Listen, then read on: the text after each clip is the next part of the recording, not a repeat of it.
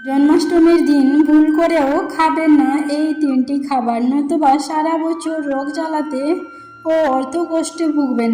হ্যাঁ বন্ধুরা, এই তিনটি খাবারের মধ্যে যদি একটি খাবারও খেয়ে ফেলেন তাহলে দুঃখ দুর্দশার শেষ থাকবে না।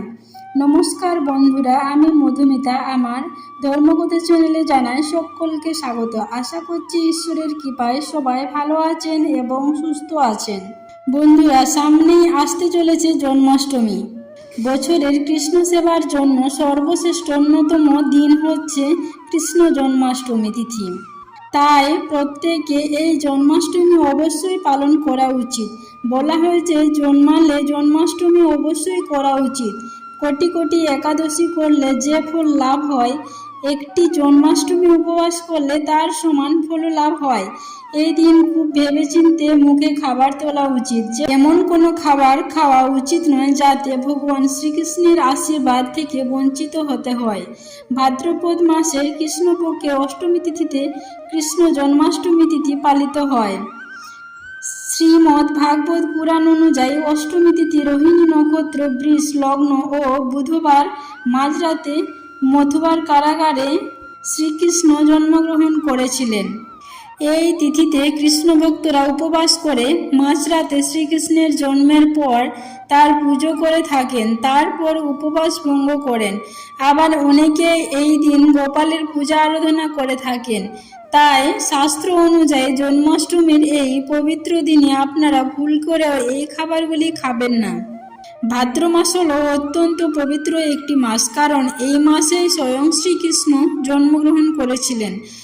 জন্মাষ্টমীতে যারা ব্রত পালন করবেন তারা তো এই খাবারগুলি ভুলেও মুখে তুলবেন না, কিন্তু যারা জন্মাষ্টমীর ব্রত পালন করবেন না তারাও কিন্তু এই খাবারগুলি খাবেন না।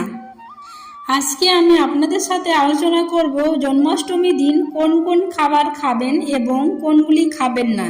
তাই আমার সকল দর্শক বন্ধুদের অনুরোধ করব যে আজকের এই ভিডিওটি স্কিপ না করে সম্পূর্ণ দেখবেন এবং দেখার পর যদি ভালো লাগে তাহলে অবশ্যই কিন্তু একটি লাইক করবেন, কমেন্টে লিখবেন জয় শ্রীকৃষ্ণের জয়, এবং বন্ধুরা অবশ্যই ভিডিওটি শেয়ার করবেন আপনাদের নিকট আত্মীয় স্বজন এবং বন্ধু বান্ধবদের সাথে। যারা জন্মাষ্টমীর দিন ব্রত পালন করবেন তাদের জন্মাষ্টমীর আগের দিন, পরের দিন, জন্মাষ্টমীর দিন এই 3 দিন খাদ্য খাবারের বিধিনিষেধ অবশ্যই মেনে চলতে হয়, নতুবা পুজোর সম্পূর্ণ ফল বৃথা হয়ে যায়। এবার বলি বন্ধুরা, কোন সেই খাবার যেগুলি ভুলেও মুখে তুলবেন না।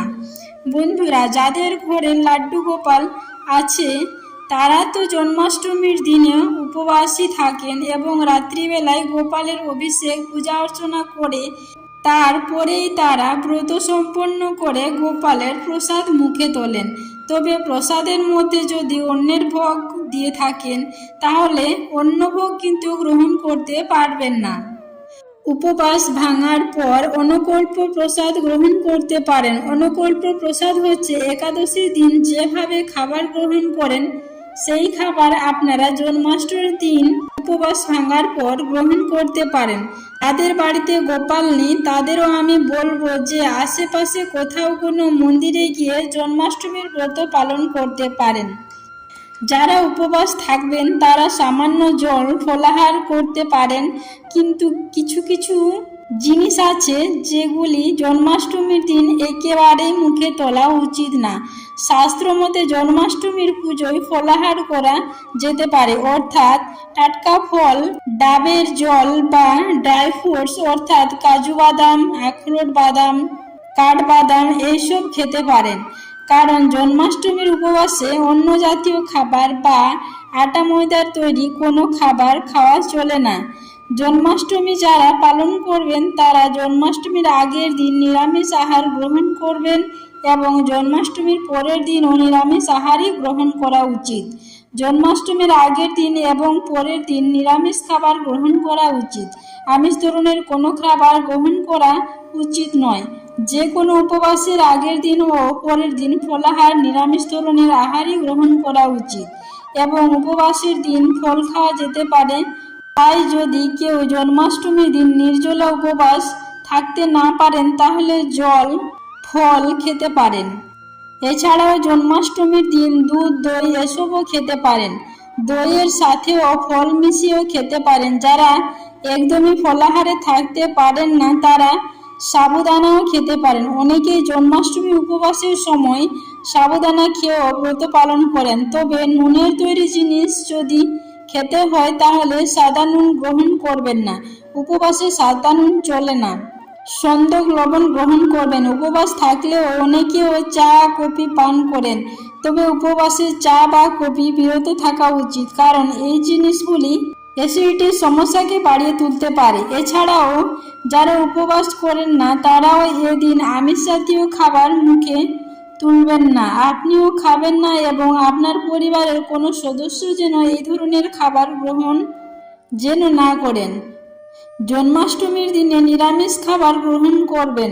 পেঁয়াজ, রসুন, আমিষ জাতীয় খাবার থেকে বিরত থাকবেন সবাই। জন্মাষ্টমীর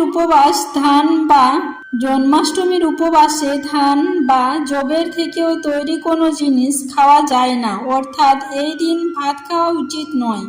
অনেকে নির্জলা উপবাস করেন। আপনি যদি না পারেন তাহলে সাবুদানাও খেতে পারেন, কিন্তু পঞ্চরবি শস্য জন্মাষ্টমীর উপবাসে ভুলেও মুখে তুলতে নেই।